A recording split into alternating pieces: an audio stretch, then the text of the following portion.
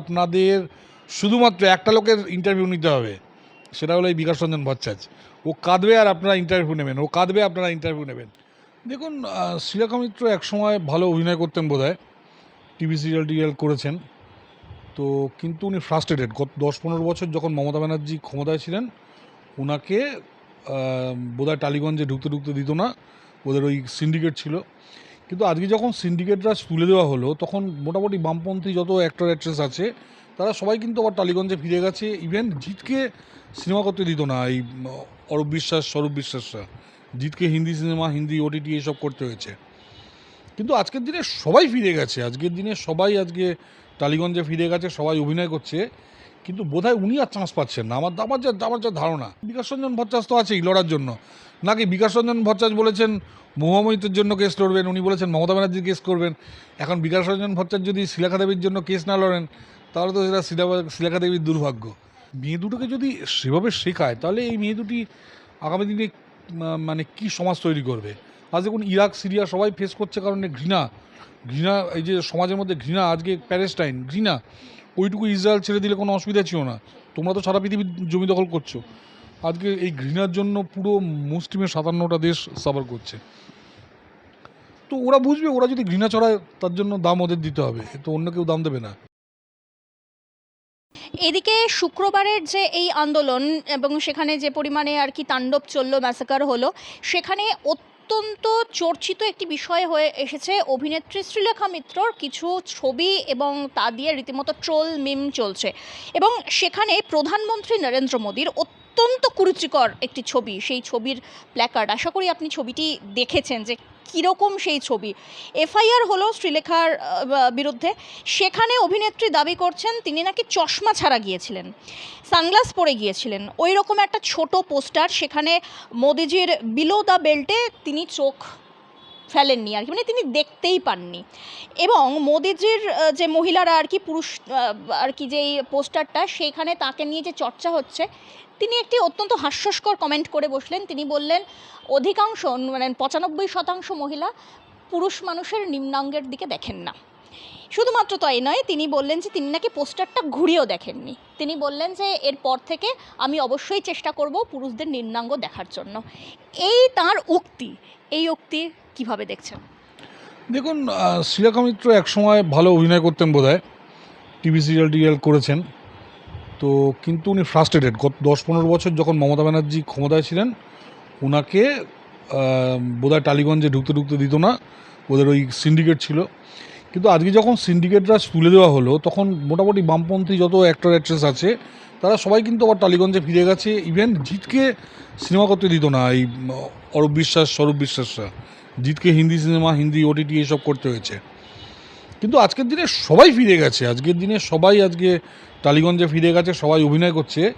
কিন্তু বোধহয় উনি আর চান্স পাচ্ছেন না, আমার যা ধারণা, যে সবাইকে বোধহয় নিয়েছে। এবার যা হয়, উনি বোধহয় একটা টাইমের পর, আমি জানি না কেন, মানে ওনাকে হয়তো কোনো চান্স এখনও লাস্ট 2-3 মাসে কেউ দেয়নি, তো সেই ফ্রাস্ট্রেশন থেকে উনি করতে পারেন। কিন্তু ওনার যদি ট্যালেন্ট থাকে উনি চান্স পাবেন। মোদিজির উপর রাগ করে কী হবে, উনি চান্স পাচ্ছেন না, তার জন্য তো মোদিজি বা ভারতীয় জনতা পার্টি কেউ দেয়নি। আজকে যারা বামপন্থীরা তারা সবাই চান্স পাচ্ছে। তারা, হ্যাঁ, আপনি সব্যসাচী চক্রবর্তী, শ্রদ্ধেয় মানসী সিনহা মহোদয়া, বা অন্যান্য যে শ্রদ্ধেয় যে বামপন্থী বা অনির্বাণ ভট্টাচার্য, অনির্বাণ চক্রবর্তী বা বাদশাহবাবু, যারা আছেন, তারা প্রত্যেকে আজকে ফ্রি মার্কেট, প্রত্যেকে একটা সুন্দর পরিবেশ, সবাই কাজ করছে।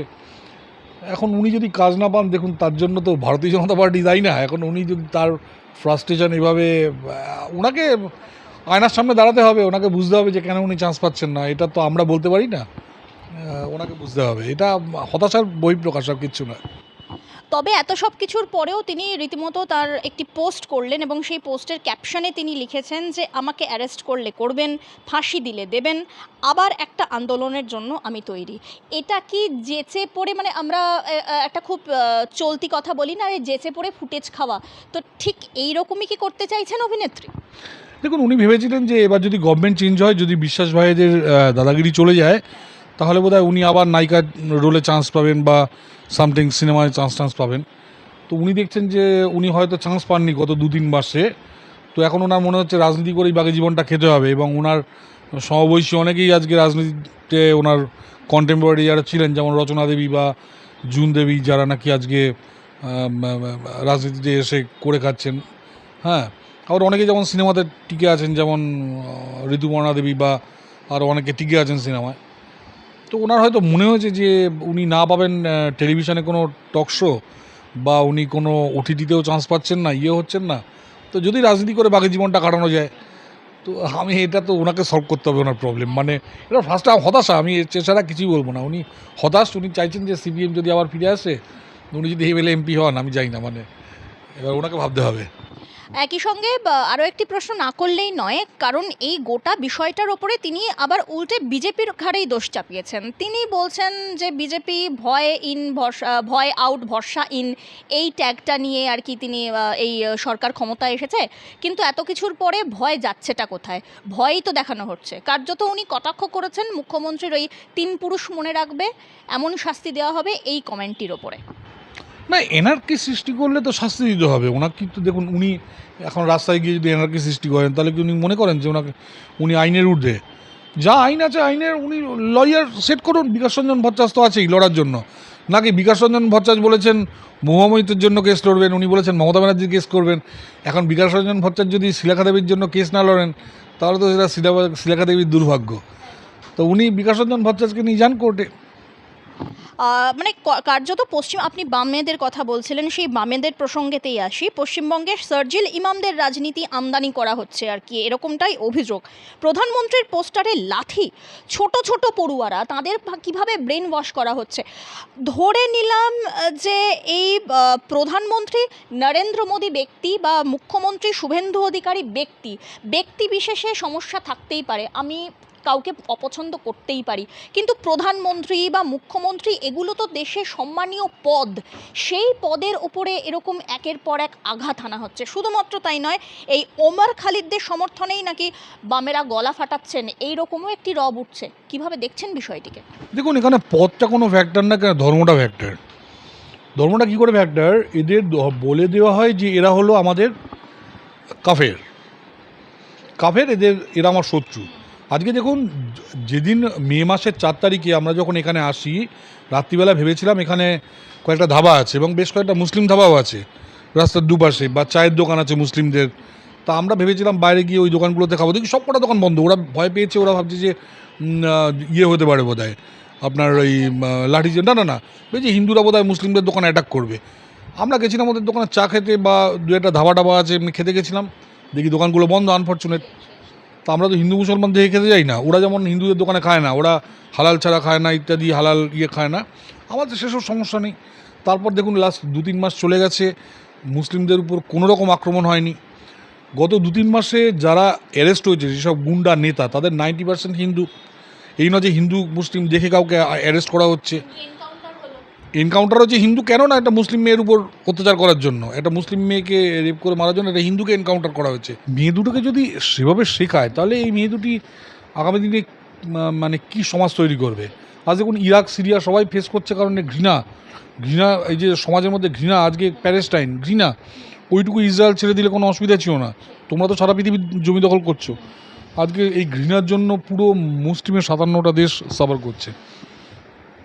তো ওরা বুঝবে, ওরা যদি ঘৃণা ছড়ায়, তার জন্য দাম ওদের দিতে হবে, তো অন্য কেউ দাম দেবে না। এদিকে দেখা যাচ্ছে যে সাধারণ মানুষ উল্টে এবারে বামেদের দেশ বিরোধী না বলতে শুরু করে, এই বিষয়টা কি আপনি সহমত? সাধারণ মানুষের ওদের দেশবিরোধীই বলে, যে জন্য ভারতবর্ষের এতগুলো রাজ্যে ওরা ক্ষমতায় আসতে পারেনি। কেরালা থেকে আউট হয়ে গেল, ত্রিপুরা থেকে আউট হয়ে গেল, পশ্চিমবঙ্গ থেকে আউট হয়ে গেল, কারণ সারা ভারতবর্ষের মানুষ ওদের দেশবিরোধীই বলে। ওরা এখন চেষ্টা করছে ওই মুসলিমদের ভোট টোট নিয়ে যদি আবার 2-4টে সিট নিয়ে, পশ্চিমবঙ্গে একটা সিট পেয়েছে, ওটা মুসলিম সিট, যেখানে 2-4টে ভোট পেয়েছে, ওই 5%-এর মধ্যে 4.5% মুসলিম ভোট। তো ওদের তো হিন্দুরা ভোট দেয় না, বন্ধ করে দিয়েছে হিন্দুরা ওদের ভোট দেওয়া। তো এমনি দেশবিরোধী ওরা, মানে মুসলিমরা দেয়, মুসলিমদের এই ভুল শেখানো হয়, যেমন ওই বাচ্চা মেয়ে দুটোকে শেখানো হচ্ছে। নইলে মুসলিমরাও দিত না। এমনি মুর্শিদাবাদ মালদার অধিকাংশ মুসলিম তো তৃণমূল বা কংগ্রেসকে ভোট দেয়, ওদের দেয় না। তো সবাই ওদের দেশদ্রোহী ভাবে। এদিকে বিকাশ রঞ্জন ভট্টাচার্য, যার কথা না বললেই নয়, তার কারণ তার কথা ছাড়া বামেদেরই হয়তো গোটা সার্কেলটাই পূর্ণ হয় না বলা যেতে পারে।